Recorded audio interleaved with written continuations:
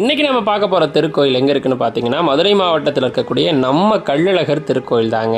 இருக்கக்கூடிய மூலவருடைய பெயர் பரமசுவாமி, தாயார் பெயர் பூதேவி ஸ்ரீதேவி.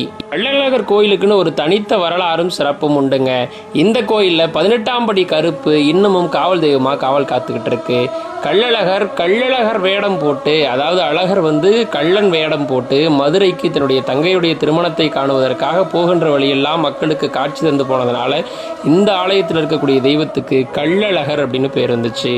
பெரியாழ்வார், ஆண்டாள், பூதத்தாழ்வார், பொய்கை ஆழ்வார் போன்ற ஆழ்வார்கள் பாடியிருந்த திருத்தலமாக இந்த கோயில் இருக்கு.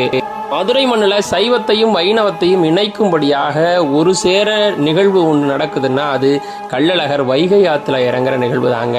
அப்படியான கோலாகலமான நிகழ்வுக்கு காரணமான இருக்கக்கூடிய நம்ம அழகர் மலையில் இருந்த அழகர் தான் மதுரை மண்ணுக்கே ரியல் ஹீரோங்க.